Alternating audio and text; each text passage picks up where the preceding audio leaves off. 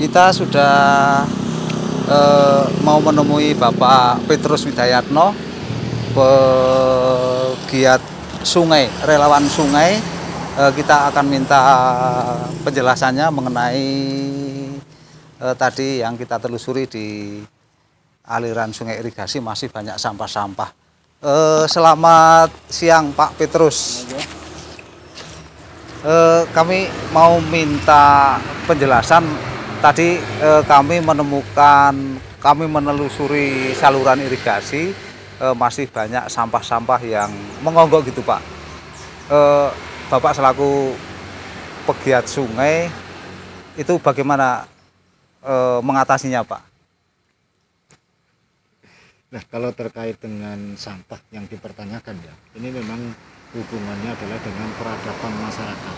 Karena kita tahu peradaban masyarakat kita ini memang ya sekian lama tidak pernah ada edukasi terhadap bagaimana perawatan atau ngopeni atau bahkan dia sendiri merasa menjadi perlu adanya irigasi tersebut.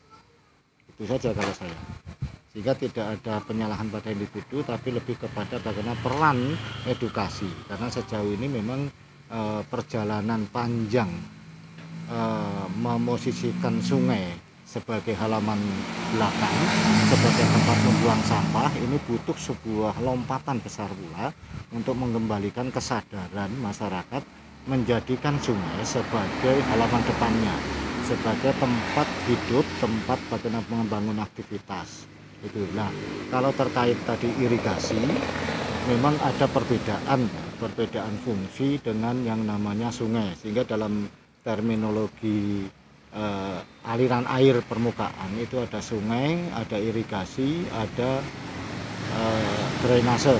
Nah, maaf Pak, apa yang kita lihat di sini? Di sini ada papan operasi tersier. Terus di sini juga kita lihat ada berbagai aliran-aliran, sekatan-sekatan. Ini untuk aliran sungai ataupun pengairan gitu Pak ya. Nah, kita berada hari ini adalah di irigasi namanya. Irigasi, daerah irigasi Tangsi namanya ini. Ini irigasi Tangsi, di mana aliran irigasi ini kenapa disebut Tangsi? Ini diambil dari bendung Tangsi, Sungai Tangsi yang berhulunya di Kajoran dan bendungannya ini ada di Kerasak. Makanya disebut adalah irigasi. Nah, irigasi tentu pemanfaatannya adalah untuk pertanian utama. Namun dalam perkembangannya kekinian itu memang banyak pemanfaatan menjadi kayak perikanan, kemudian resapan air sumur gitu ya. Itu nah, sebenarnya juga tidak baik untuk atau tidak dibolehkan untuk merubah fungsi menjadi tempat sampah. Kalau jenengan tadi sampaikan di sana ada tumpukan sampah kan gitu. Nah, itu pasti juga menyalahi sebuah fungsi. Nah, bukti dari sebuah irigasi berbeda dengan sungai itu tentu demikian ini. Pasti ada di beberapa titik itu ada pintu pembagi. Artinya yang namanya irigasi itu bisa dibagi karena menurut peruntukan pertanian. Kemudian bisa diukur, diatur. Itu debitnya bisa diukur, diatur. Nah, ini kita kalau melihat hal demikian, sebenarnya ini irigasi Tangsi ini setahu saya sih memang ada beberapa di tahun 2022 kemarin ada normalisasi ya. Tapi kalau melihat titik-titik pembagi ini kayak sepertinya tidak terawat. Nah, kemudian dalam kita berada di sini, ini di Berongsongan ya. Di Berongsongan ini saya kurang paham di HM berapa, tapi ini pasti kali induk, kemudian ada sekunder, ada tersier. Papan dari tersier ini membuktikan tidak ada pernah ada perawatan, itu intinya. Perawatan yang bagaimana Mas Petrus? Nah, yang namanya irigasi tadi itu karena peruntukannya itu sebagai aliran sawah, di sana tentu ada stakeholder yang namanya KSO atau penanggung jawab operasional, satuan operasional lah. Kita bisa cek nanti dengan cari data irigasi Tangsi ini masuknya di kewenangannya provinsi atau pemerintah daerah. atau pemerintah pusat. Nah, ini diatur oleh Permen PUPR nomor 2015 kalau salah, itu tentang jumlah aliran sawah yang dialirinya, diatori. Sehingga diirigasi, misalnya ini ya, ini di Tangsi, itu sebatas pendek pengetahuan saya, ini ada di kewenangannya Pusdataru Provinsi Jawa Tengah. Nah, itu penanggung jawab dari operasional, artinya operasi itu operasional, P-nya ini pemeliharaan, jadi penanggung jawab OP gitu. Nah, itu Tadi Bapak sampaikan masalah normalisasi, Pak. ya. Terus setelah kita lihat sampai di mana itu pembangunan infrastruktur untuk normalisasinya, Pak? Pembangunannya sampai di mana? Sempat memang kami bersama-sama dengan teman-teman di komunitas, kami kebetulan memiliki komunitas di Borobudur, yaitu komunitas Kali Silang, yang juga coba melihat fungsi irigasi Tangsi ini sebagai tambahan resapan bagi peresapan sumur-sumur warga gitu, penambang pemanfaatan. Itu pernah menyusuri, memang ada mulai pengerukan itu di daerah Jeligudan itu di Kelurahan Borobudur, itu sudah ada tanda-tanda pengerukan. Kemudian di sini ini bekas ada pengerukan itu artinya dulu papan itu didedel, itu karena dulunya berdiri di sebelah situ, tapi kok belum dibenake. Kemudian sampai di daerah belakang Kebang Limus atas, Kebang Limus atas itu ada juga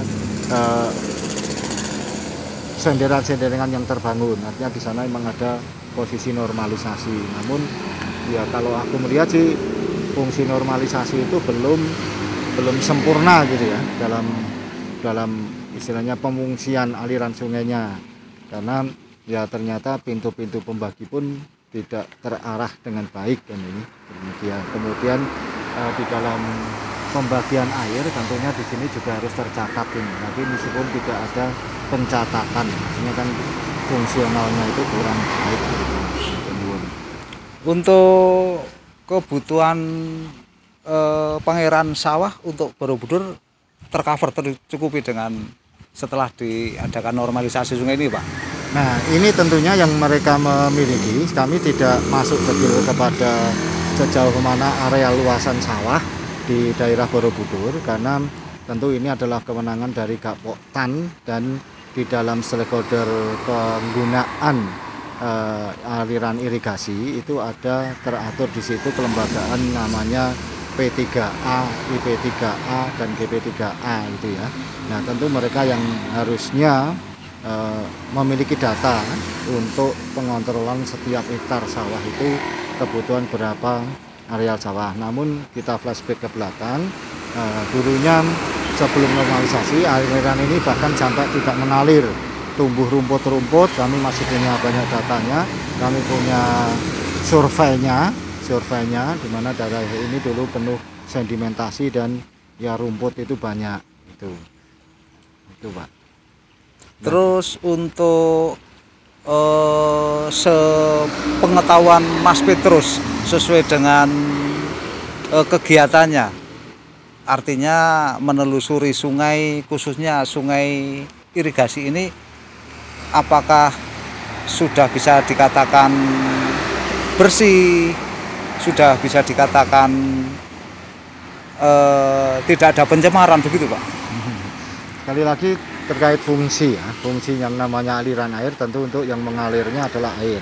Nah, terkait sebuah pencemaran tentu juga tidak hanya berpikir pencemaran dari domestik rumah tangga atau orang per orang, kita limbah padat gitu ya.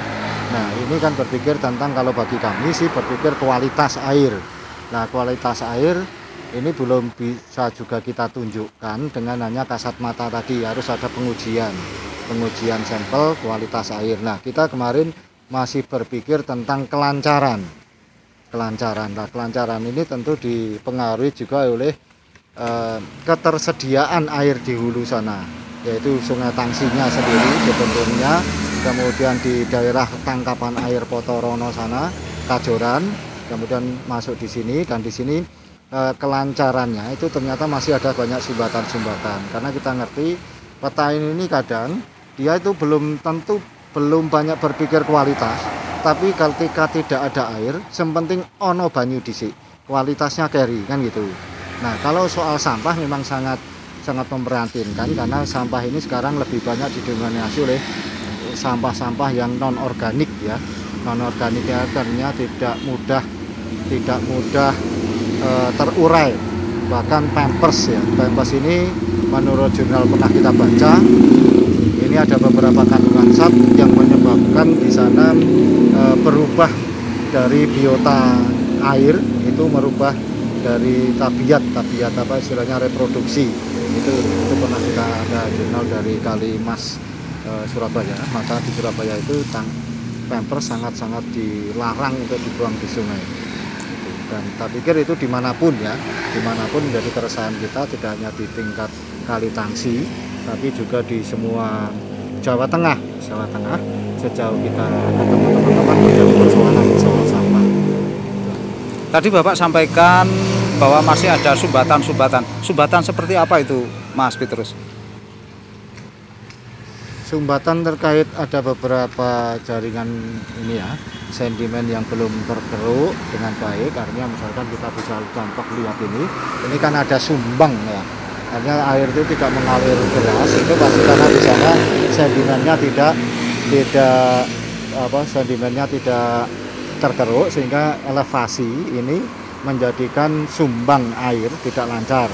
Kemudian belum lagi sumbatan soal sampah-sampah ini kan mengakibatkan beberapa di titik tertentu itu air menjadi tidak lancar kan. Jadi yang dimaksud sumbatan cuma sumbatan karena sedimen dan sampah-sampah itu, Mas ya? Ya memang ada sih di beberapa daerah itu penyalahgunaan dari sepadan sungai ya. Sepadan sungai itu harusnya diperuntukkan untuk inspeksi gitu atau kontrol daripada celaju air di alirannya, tapi ternyata juga banyak ditemukan kita bangunan-bangunan kan itu. Nah, itu juga ada beberapa titik itu menjadi sempit ya, menjadi penyempit dari ruang sungai tersebut. Pertanyaan terakhir Mas Petrus, keterkaitan dengan kegiatan jenengan selaku pegiat pemerhati lingkungan khususnya sungai, apa harapan Mas Petrus mengenai sungai dari Bendungan Tangsi untuk yang sampai ke Borobudur dan sampai ke bawahnya, Mas? Kalau harapan kami sebenarnya sederhana ya, sesuai dengan keprihatinan kami sendiri saja, bahwa kita harus menumbuh kembangkan atau menumbuh dayakan masyarakat untuk open terhadap sungai. Nah, sungai sebagai atau irigasi, lebihnya irigasi ya, sungai atau sebagai sumber hidup, karena yang namanya irigasi itu pasti hulunya diambil dari bendungan sungai. Nah, bendungan sungainya ini juga harus istilahnya dimonitor sejauh mana debit airnya, kemudian bagaimana daerah tangkapan airnya, kemudian bagaimana kualitas airnya, kemudian keterjangkauannya kan gitu, terjangkauannya. Nah, ini butuh partisipasi semua pihaknya. Kami pun mendorong memfasilitasi terbentuknya kepedulian terhadap sungai, baik itu khususnya adalah di tingkat regulasi. Lah tadi ya, kalau kita bicara hambatan, justru hambatan kita itu pada kepedulian dari pemerintah itu sendiri ya, pemerintah itu sendiri yang memiliki perangkat kewenangan. Dari situ ada penegakan hukumnya sudah ada, namun kebijakannya belum menyentuh kepada bagaimana sungai sebagai heritage gitu ya, sebagai sebuah kawasan yang mampu menunjang perekonomian kepada warga, bahkan membentuk peradaban masyarakat lokalnya gitu.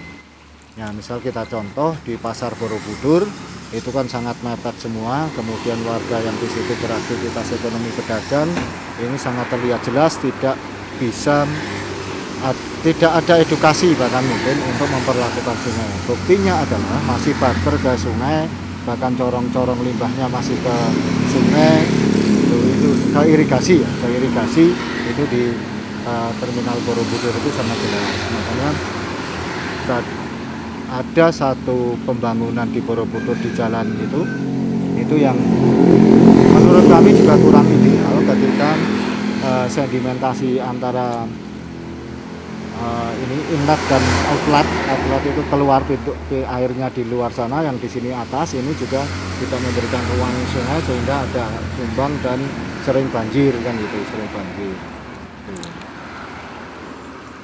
Terima kasih Pak Mas Petrus atas semua penjelasannya. Mudah-mudahan apa yang dilakukan Mas Petrus dan kawan-kawan selalu eksis.